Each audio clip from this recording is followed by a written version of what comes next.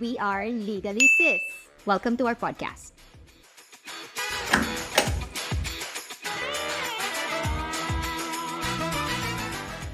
The information provided in the show is for general informational purposes only and should not be construed as legal advice on any subject matter.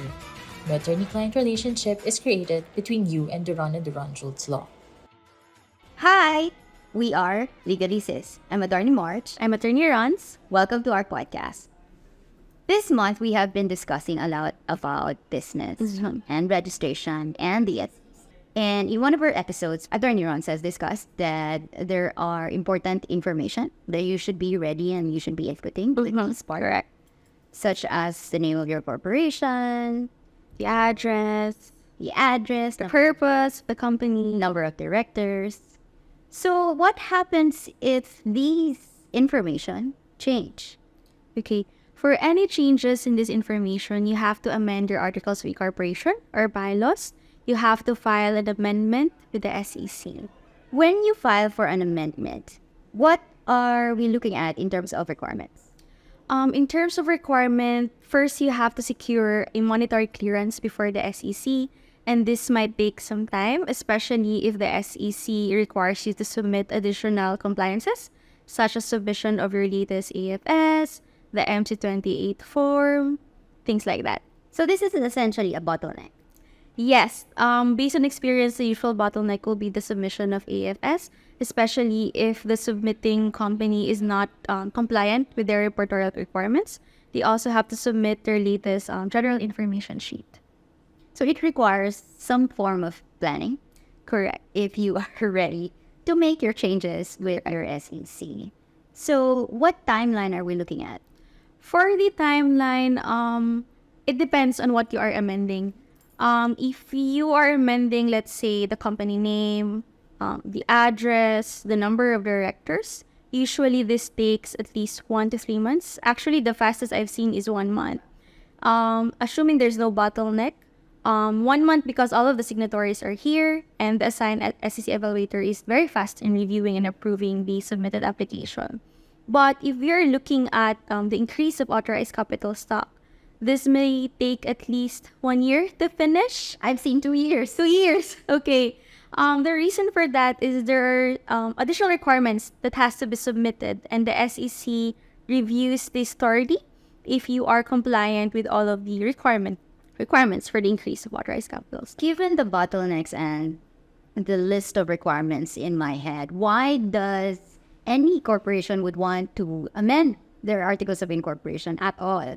Well, I think if they really want to change their information, that's really the option to go for. This is not mere filing of JS.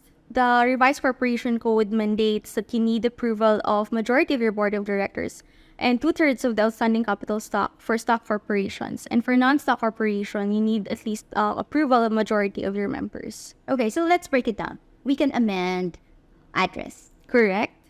But if we are amending address within the city, it's just Mere filing of the general information sheet.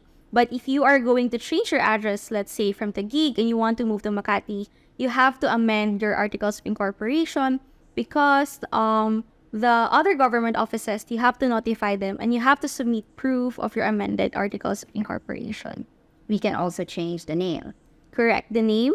Aside from that, you can also reduce the number of directors. Let's say originally you have 5 directors. You can reduce it to either 3 or 2. 2 is done now. A very common action made by the corporation. Yes. I think it's for convenience-wise also. Instead of going after 5 signatories, you can just go after the majority, which is either 3 or 2, depending on the number of your directors. Aside from that, you can also amend your purpose, your fiscal year. You can also amend it. Your annual general meeting is also okay for amendment. Yeah, so that means we can amend Articles of Incorporation and even bylaws. What we cannot amend are the incorporators. Yes, that's default. Once you have filed it, that's it. It will be there.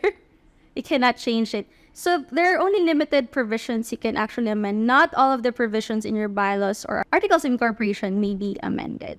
So, okay, let's focus on the requirements that we need when we are amending sans amending the difficult one, which is the amending the authorized capital.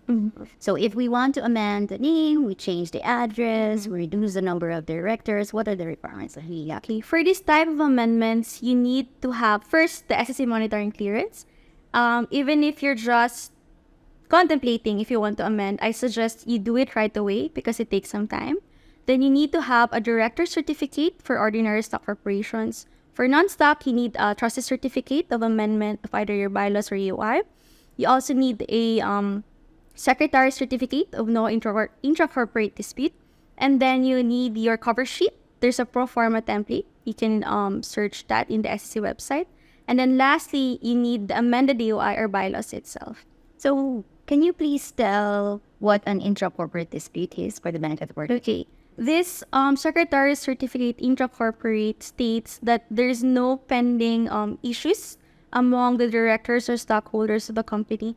This is for the SEC to verify and confirm that you are not amending against any or ongoing issues that is happening in case there is within the company.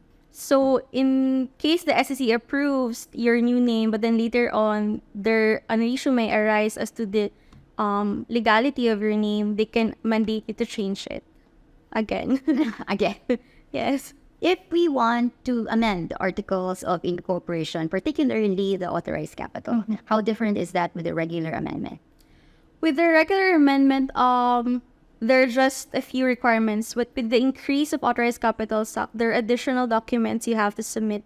You have your latest audited financial statements, your waiver of preemptive rights. You need to attach deed of assignment regarding the shares. You also have the proof of your acquisition of shares, such as a bank certificate. So there's a complete list of that is also available in the SEC website. Would there be a minimum of payment for those that you're wanting to include? Yes, at least 25% minimum, 25% of the subscribe under the new authorized capital stock, and 25% has to be paid as well. Which is different from when you are Incorporate. Yeah, because when you are newly incorporating, there's no minimum. There's no minimum.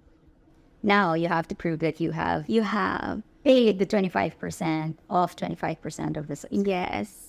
And you have to show proof, as I mentioned, a bank certificate that the money really went to the corporate bank account.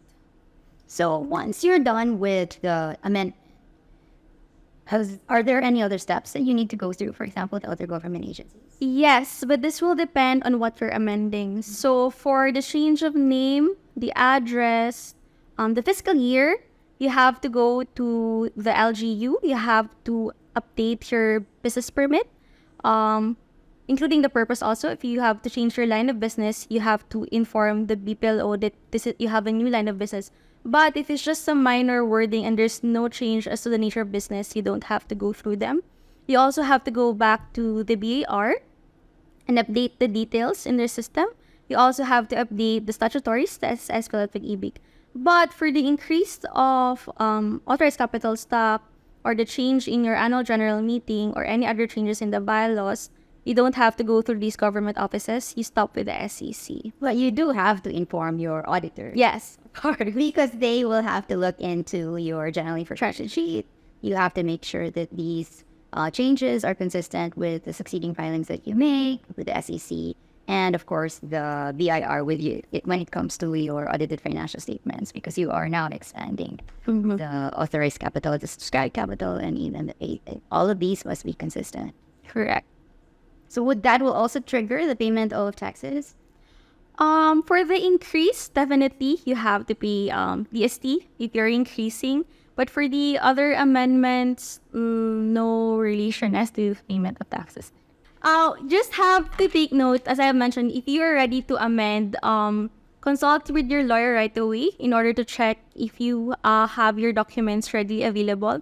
Because having these requirements can affect the timeline, especially if you're in a hurry to amend your Articles of Incorporation. Here, we would like to thank Attorney Rons for our whole 1 month of August of just corporation business topics.